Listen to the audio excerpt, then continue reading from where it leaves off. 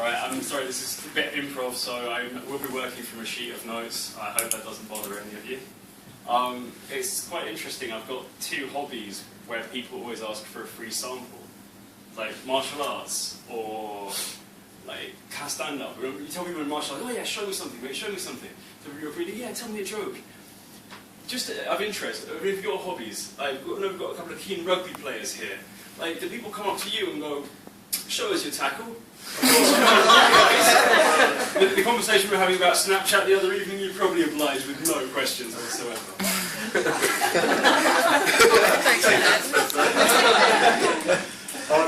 It's a really nice course. I have to say I've been really pleasantly surprised by generally how nice everyone is and like how everyone got on with you. And I can see that a lot of you are going to be, well, most of you in fact, are going to be really awesome salespeople.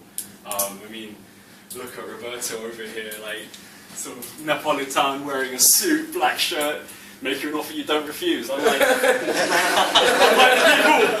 the people on Rachel's last course who are from Glasgow and they made you an offer you can't understand. We've also got a few lookalikes in the audience. You've got, anyone ever used to read Mad magazine? No? Moving around, we've got Reese Witherspoon over here. Charlie Brooker, maybe. Jared Leto in his Fight Club role. Oh my god, great show. So I was reading the Evening Standard a few weeks ago, and they were saying about 6% of students at the moment, because the government have slashed any funding whatsoever and they've increased the fee hike, about 6% of students at the moment are doing sex work in order to pay their fees. And, you know, there's one way of doing it. I think it's actually quite a good idea because, you know, at least next time they get screwed by a Tory MP, they're going to get paid for it.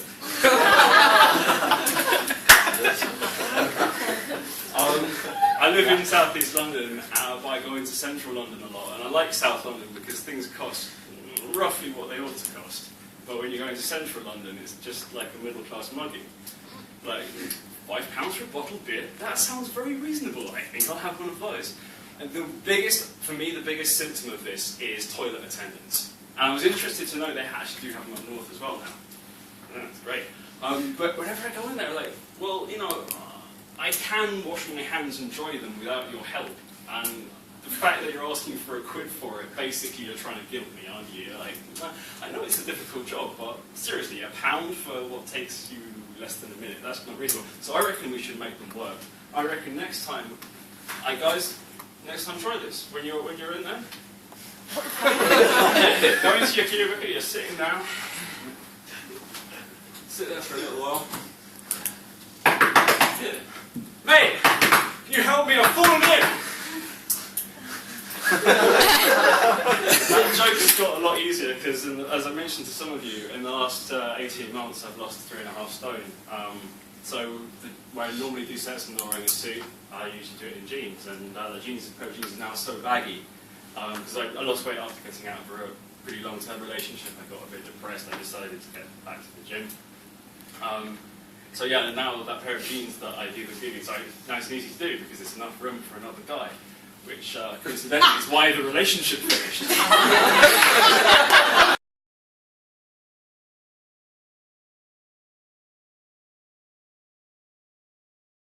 Rachel telling us that it's about making the client feel pain. Now Rachel's only with us 3 days this week because she has another job. What she hasn't told us is that she's actually a dominatrix as well, so making the client feel pain.